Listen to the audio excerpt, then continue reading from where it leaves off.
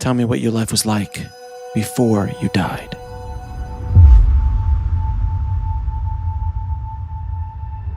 So it was August of 1997, and I was working at home, and I'm the only one home, no car, and something just did not feel right, Alex. So I'm like trying to work, but I'd like go lay down. I'd go like running into the bathroom, like, am I going to be sick? I didn't feel right. I was 10 weeks pregnant at the time. I'd had just one OBGYN visit, and they felt everything looked great. But I kept having this strange, vivid, recurring dream. So I run in the bathroom again, and at that point, just this searing pain in my abdomen. I literally looked down because I thought, someone stuck a knife in me. What is going on? At that point of this searing pain, it felt like maybe an organ had burst. I didn't know what had happened. I did call out for help. I did call out to God. So when I come to, it's only because there's this insistent male voice, and he keeps saying, Wendy, you've got to call for help now. You've got to wake up. You've got to call for help now, or you're going to go home. I knew exactly what he meant. I knew he meant I was going to die. So I open my eyes and I'm disoriented because this is all happening pretty fast, obviously unprecedented, and I'm laying on my side. So I look up in the bathroom, and Alex, there was more light than I have ever seen. It was gorgeous, and I could see these 4 or 5 really large figures. I mean, the whole bathroom is just crowded.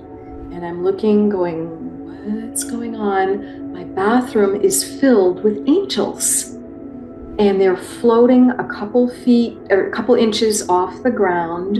And that's part of how I knew they were angels, because I could sense that there'd be like wings dragging on the ground otherwise. So much light coming off from them. It's like they're in robes.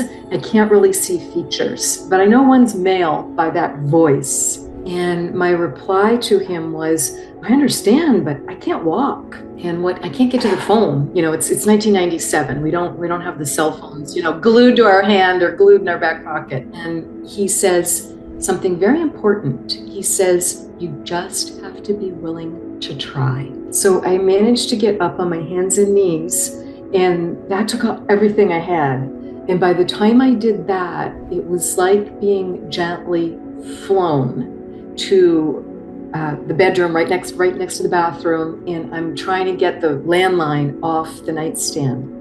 And then I did have 1 second, I'm putting it to my ear, and I did have 1 second of, who do I call? He just said call for help. I never thought to call 911. If there'd ever been a moment, that was it. But I had just, I'm like young and healthy. I'm 36 years old. I've never called 911. So I called my husband. And I knew he worked 5 minutes away from home. And I thought, if I get him on the phone right away, perfect. If not, I'll have to figure something else out.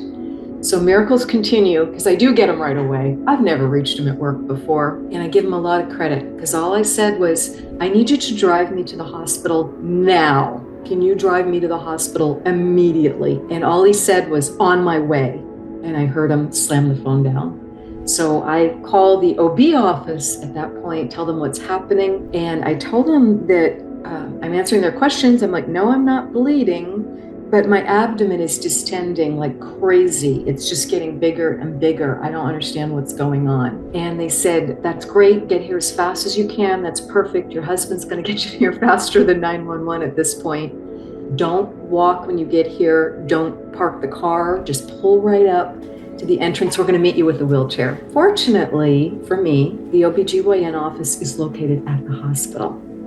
So I get whisked curbside up to their office and straight into an ultrasound room. And they try and do an ultrasound, but they can't see anything. And he turns to me at that point and says, Wendy, we've got to admit you up into the hospital right now because you've got a massive bleed going on. And that's why your abdomen is distending like this. And that's why we can't see anything on the screen. That is all blood loss. You've got a massive blood loss going. That's what all that black is. It's your blood. They run and get a stretcher and take me and admit me straight into the GYN unit at the hospital. And I noticed too that they put me right next to the nurse's station, which I appreciated, but I worked in healthcare for 30 years. I also know that means we're concerned. We don't know what's going on. So I'm lying in the hospital bed with instructions, you can't get up even to go to the bathroom. We just need to get this bleeding to stop. What concerned me the most was I didn't really care. I just wanted to be out of pain. I could not take any more pain and fear and worry. And that is so not my personality. I have never given up on anything in my life. That's just not me. But it was really hard because of the amount of blood loss. It was really hard to stay conscious. It was really hard to focus and answer medical personnel questions. And on day 3, my physician says to me, Wendy, you're officially bleeding out. We can't transfuse blood quickly enough because you lose it faster than we can transfuse it. And this is probably not a surprise to you. But that we can tell by your hematocrit level, and it's dangerously low. You're done. You're done. So we have to do surgery at this point. Will you please sign this form? So I said yes. And I signed the form, and we planned the surgery for the next morning with 2 OBGYNs, and it's going to be at 7 o'clock. So I'm trying to relax after dinner that night. I'm alone in my hospital room, and I'm trying to visualize the best possible outcome. The minute I do that, I pop right out of my body. I leave my body. And I remember looking back over my left shoulder and going, oh, wow, look at her. She's a mess. And I also thought, wow, she is whiter than a ghost. She's really in bad shape. And then I was like, wait a minute. Why am I referring to myself in the third person? But oh my gosh, I am back in soul form. I feel fantastic. I don't hurt anymore. I'm not scared. I'm not worried. I'm not traumatized. All I can see is the light above me. And it is compelling. It's coming down through the ceiling of the hospital room. So I pop out of the top of the hospital. And I'm now getting like the Google Earth version. And it's like receding behind me because I'm going faster and faster, further away from the earth. And I can see it all below me. And then I kind of like ran out of gas. And I'm like, oh, please don't make me walk through that long tunnel. And I didn't know very much at all about NDEs because, again, this is 97 and I'm not spiritually awake. It's not like I'm studying documentaries and podcasts and reading books on these topics like we do nowadays. But the minute I thought, please don't make me walk through that long tunnel, I won't make it. This pristine escalator comes in the minute I think that. And it's gorgeous. It's just for me. All this light is coming off it, and I plop myself on the escalator. And the minute I did, it wasn't like putting my hand on the handrail, it's like putting my whole body over it. So the escalator takes me up. The minute we get up to the top, I'm home. I'm like, wow, all this light, and I don't have a care in the world. Then there's a big welcoming committee for me right at the top of the escalator, and they stopped me because I would have run ahead.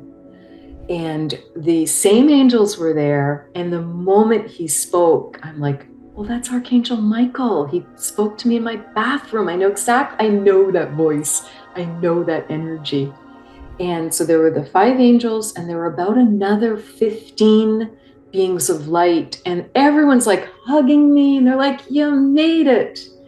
And Archangel Michael says, welcome home. We're so glad you're here. You've done nothing wrong. You are welcome to stay. But if you want to go back, you're going to need to make the decision quickly. So here's what I can tell you. And I'm like, wait a minute, I'm having my reunion here. Give me a second. But I'm like, okay, I need to listen because he knows better than me. And I think what he's referring to is that body in the bed's not viable for very long without the soul in it, without the life force is absolutely gone from it. So he says, I can tell you 3 things and you then need to make your decision.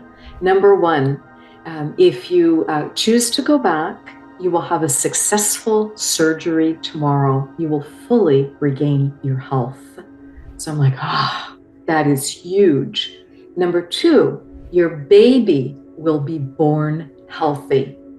Again, this is huge. Number 3, so we all want to go back now, right? Number 3 is the kicker.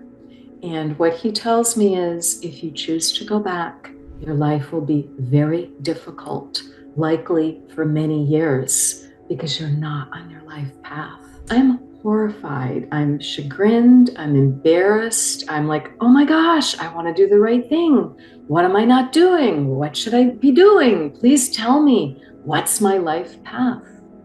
And he just gently shook his head. And I'm like, oh boy, no info there. I'm very fortunate I've had this experience. I'm very fortunate I've been told 2 huge things, and I'm just going to have to figure out the third. So Archangel Michael asked me at that time, what do you want to do? Do you want to stay home? Or do you want to go back and finish out your life? The minute he asked me that, all I could see was my daughter, Tara, my toddler, who was about 18 or 19 months old at the time. All I could see was her face, but it wasn't normal. It was like the IMAX, the 70-foot. It filled my world to see her adorable little face and her brown curly hair. I knew I was going to regain my health, and I knew I was going to have another baby that was going to be born healthy. So I look at Michael and I said, put me back in, coach. I'm ready to play, just like the song, and I'm gonna have to figure it out. So they gave me another huge hug, and that second hug that I got, I realized it wasn't just unconditional love, because that's what I felt the first time when I got up there, and I wanted to stay. Because why would you ever want to leave that? We don't feel enough of it, so we've got to learn how to give it to ourselves first of all, and not be so hard on ourselves. And we've got to learn how to give it more to other people in a way that they can feel it and perceive it and know, their love language, so to speak. So I thanked everyone, and they put me back on the escalator, and I'm just looking over my shoulder and like waving, and everyone's like in cheerleader mode. And they're like, you can do it. We'll be with you. We'll be helping. And I'm like, wow, I've never felt any connection before like this. So I just went easily down the escalator, and this time the escalator went straight into my hospital room, and I just went plop into my body. And I'm like, oh, dang, this thing hurts, but it's going to get better tomorrow. I'm going to have the surgery and everything's going to be okay. So did have the surgery. What they found, they did ultrasound. They must have had some sort of imaging going on, because the surgeon was able to tell me what happened. And he said it was actually your fundus that ruptured, which is the top of the uterus, and it's an aorta. So it was pumping out blood, and they estimated I lost 3/4 of my blood supply. But he also said we could see the fetus, which of course is like less than a peanut. And he said, it was so far tucked down in like the lower left of your uterus, and we were so careful. We were sewing, we were surgically repairing at the top of your uterus. I believe the ultimate purpose of life is we're here to help God, to help the divine learn more and progress more. We come here to experience emotions, and many of them are wonderful, and a lot of them are not very fun. And we come here to have the limits of a human body, and to have that veil of amnesia that you referred to. And everyone on the other side thinks we're so incredibly brave, which we are. So we just need to give ourselves, that pat on the back, that attaboy, attagirl, you can do it. We're gonna figure it out. And just keep helping one another, and be kind. Just be kind to one another, because we have no idea what they're going through. We have no idea.